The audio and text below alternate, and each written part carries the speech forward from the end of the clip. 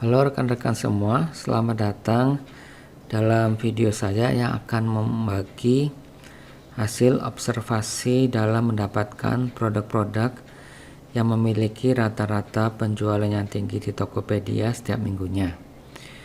Semoga dengan melihat produk-produk tersebut, rekan-rekan dapat memiliki ide mengenai produk apa yang akan dijual secara online. Saya akan memberikan analisa per kategori yang ada di dalam Tokopedia. Totalnya ada 27 kategori yang akan dibahas. Semuanya ini akan dibagi dalam beberapa video karena ada beberapa kesulitan untuk mengkompilasi data-data dari Tokopedia yang begitu besar sehingga tidak bisa diselesaikan dengan waktu yang cepat. Kesulitan yang terutama adalah memilih produk yang akan diamati. Hal ini disebabkan yang pertama ada jutaan produk di dalam Tokopedia. Ini saya mendapatkan artikel di suatu website. Ya, artikel ini ditulis tanggal 30 Januari 2020. Di sana tertulis bahwa produk yang ada di dalam Tokopedia mencapai 250 juta item. Wow, sangat besar sekali ya. Jadi tentunya tidak semua produk akan diamati karena akan memakan energi dan waktu yang luar biasa besar. Dan andai kata pun itu mungkin, kita juga akan bosan membaca datanya karena kita hanya tertarik untuk melihat produk-produk yang memiliki peningkatan penjualan yang bagus, dan itu pun mungkin hanya 10-20 produk tertinggi saja yang akan kita amati. Kesulitan yang kedua adalah produk yang dijual sangat dinamis. Maksudnya penjual bisa kapan saja menghapus dan menambah produknya. Tentu pengamatan akan sia-sia jika umur produknya sangat singkat, karena performa dari suatu produk akan sulit dinilai dengan akurat jika datanya sangat sedikit. Jadi jika produk yang dipilih untuk diamati ternyata hanya muncul selama 1 bulan, maka percuma saja pekerjaan jadi sia-sia. Oke, jadi saya dalam beberapa bulan mencoba mengumpulkan data setiap minggu 120 item dari semua subkategori yang ada di dalam 27 kategori tersebut. 120 item ini adalah top 120 produk yang memiliki data terjual tertinggi. Ini yang dimaksud data terjual ya. Saya buka websitenya Tokopedia dulu sebentar. Nah, ini yang dimaksud dengan data terjual. Dan hasil pengumpulan data per minggu biasanya menghasilkan data yang tidak selalu sama karena urutannya sangat dinamis. Jadi maksudnya begini, suatu produk pada suatu minggu tertentu dia ada di dalam top 120 produk, tetapi di minggu yang lain mungkin saja dia tidak berada di dalam top 120 karena ada produk lain yang data terjualnya lebih tinggi. Jadi sangat mungkin ada produk yang tidak selalu muncul setiap minggunya. Dan sekedar informasi untuk rekan-rekan bisa membayangkan berapa banyak data yang dikumpulkan adalah setiap kategori di dalam Tokopedia. Ini ya, misalkan kategori.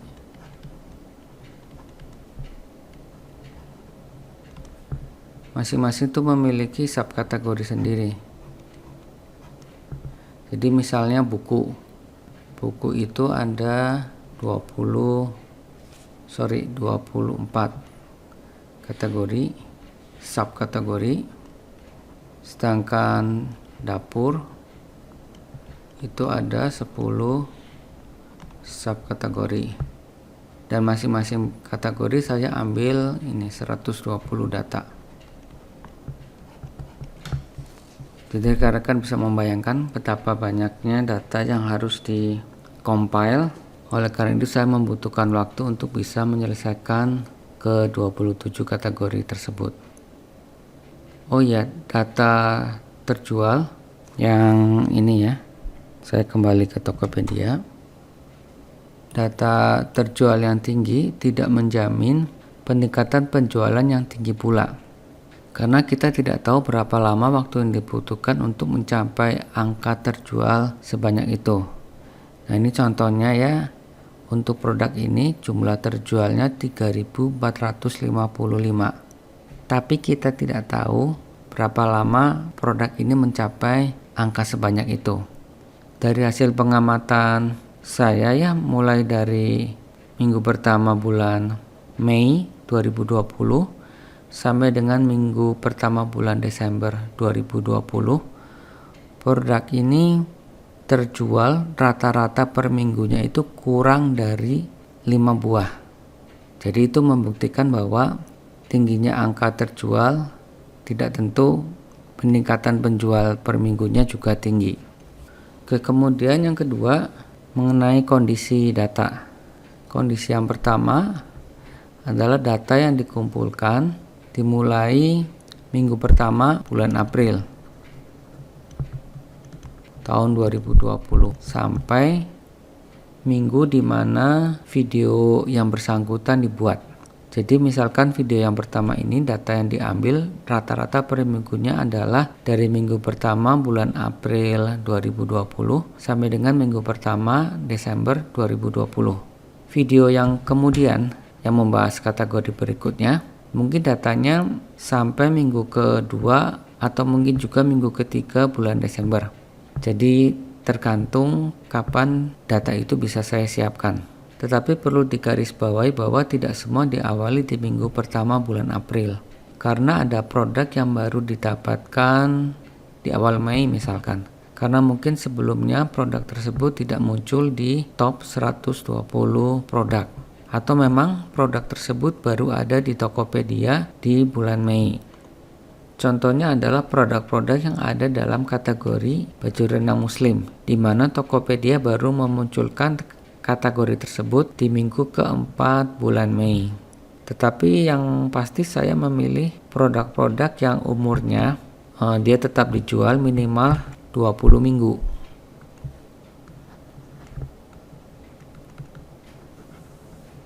Dengan tujuan agar rata-ratanya lebih akurat, karena makin banyak data naik turunnya penjualan, perhitungan rata-ratanya akan makin akurat. Jadi kalaupun ada produk yang memiliki penjualannya tinggi tapi umurnya kurang dari 20 minggu, saya tidak akan ambil. Kondisi yang kedua, data yang ditampilkan dalam video ini tidak akan menampilkan jumlah peningkatan sales per minggu, tetapi hanya dari perhitungan rata-ratanya saja. Jadi kenaikan dan penurunan per minggunya tidak akan terlihat. Kondisi data yang ketiga, data yang ditampilkan hanya 20 produk yang memiliki tingkat penjualan tertinggi dalam jumlah.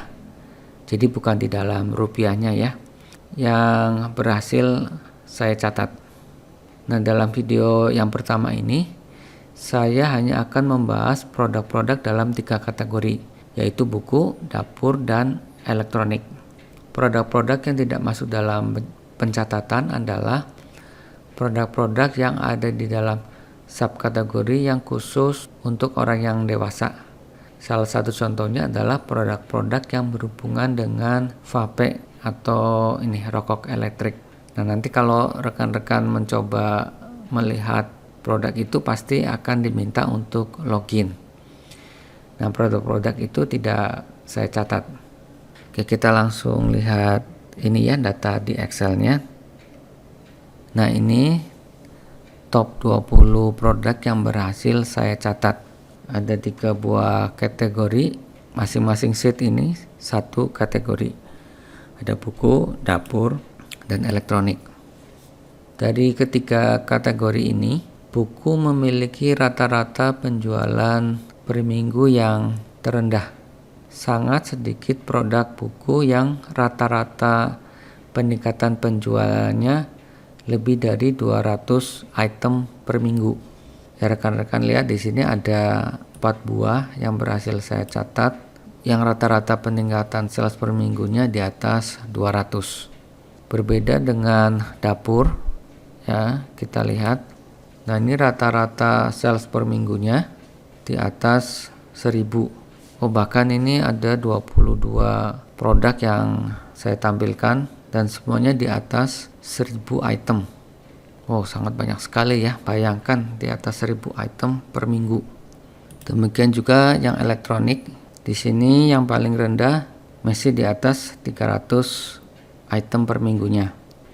Oke, mari kita lihat lebih detail kategori buku. Kuantiti yang tertinggi adalah 10.209. Ini ternyata jasa print cetak e-book. Jadi dia tidak jualan buku ya, tapi jualan jasa cetak e-book. Itu ya dia banyak karena dia hitungnya per lembar ya, per lembarnya 100. Jadi omsetnya per minggu itu 1.020.000.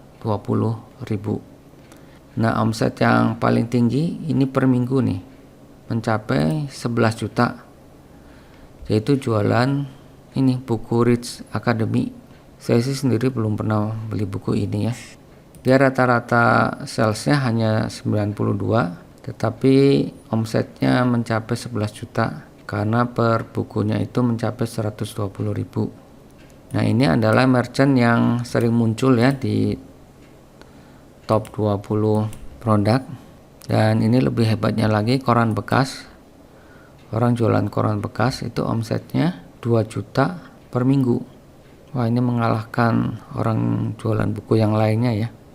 Nah, jadi kalau rekan-rekan punya koran bekas, punya tetangga, punya saudara, punya apa, bisa dikumpulkan untuk jualan koran bekas di Tokopedia. Ya, tapi tentu harganya harus bersaing ya, dan juga harus diperhitungkan ongkos kirimnya. Kalau yang banyak beli dari luar kota tentunya harganya jadi lebih mahal. Jadi ongkos kirim harus tetap diperhitungkan selain dari harganya itu sendiri. Oke, kemudian yang kedua kita lihat data untuk kategori dapur. Nah, ini fantastis sekali nih. Ini saya highlight. Bayangkan ya, satu minggu omsetnya mencapai 377 juta. Wow, ini hebat sekali nih. Dia jualan plastik vakum bag polos 20 x 30 cm. Ya, dia kuantitinya sih masih kalah ya dibanding dengan ini paper box lunch yang ada di urutan pertama. Tetapi omsetnya mencapai 30 kali lipat lebih. Wah, ini luar biasa nih. Saya coba mengamati, memang harganya ini sangat murah, jadi banyak orang yang beli melalui dia. Dan ada dua lagi nih. Yang pertama dia 221 juta, yang ketiga 377 juta. Jadi kalau di total hampir 600 juta per minggu omsetnya. Ya, tapi saya nggak tahu sih dia ambil untung berapa persen. Ya, rekan-rekan pasti tertarik dengan angkanya, bukan? Saya juga tertarik, tapi nggak tahu bagaimana mendapatkan barangnya ya, yang memiliki harga yang bisa bersaing dengan yang sudah dijual oleh Dimi OL Store ini ya. Tapi kalau rekan-rekan punya pabrik plastik, ya boleh juga sih bersaing dengan merchant ini. Atau juga paper box lunch, itu juga lumayan. Di sini ada lebih dari satu ya. Ini paper box lunch. Jadi cukup banyak yang mencari juga. Ini juga nih ada paper box lunch. Jadi kalau rekan-rekan punya bisnis percetakan, boleh coba tuh untuk bikin paper lunch box. Oke, nanti rekan-rekan bisa explore lebih jauh. Ya, saya akan men-sharingkan file ini, tapi sebelumnya rekan-rekan harap mengirimkan email address ke email yang sudah saya cantumkan di dalam keterangan. Nah, nanti file ini akan di-share ke email address yang rekan-rekan kirimkan ke saya. Ke yang terakhir, yang ketiga, elektronik. Nah, ini elektronik tensinya agak slow lagi ya. Tidak seperti dapur yang nilainya sangat fantastis. Di sini kuantiti yang tertinggi 3.888 itu penjualan kartu RFID. Kartu RFID juga ada satu lagi nih, jadi banyak juga orang yang mencarinya. Tapi omset yang paling tinggi adalah ini, jualan body smart light. Terus terang saya belum pernah tahu itu apa ini lampu ini nih. Tapi ternyata banyak yang beli loh. Per minggu rata-rata 700 item yang terjual dan harganya di atas 100.000. Jadi omsetnya mencapai 79.800.000 per minggu. Oke, ini sekali lagi rata-rata ya. Jadi ada naik turunnya itu tidak terlihat di sini. Tapi itu rata-rata dari bulan pertama April.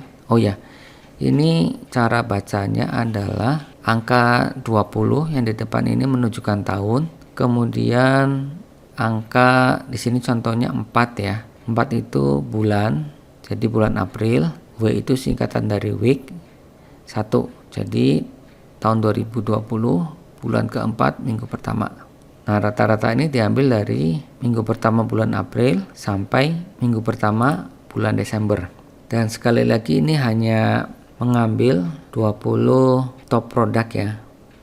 Jadi ya mungkin saja di produk yang ke-21 kuantitinya lebih sedikit, tapi omsetnya bisa mengalahkan yang ada di dalam top 20 produk ini karena mungkin harga per itemnya itu lebih mahal.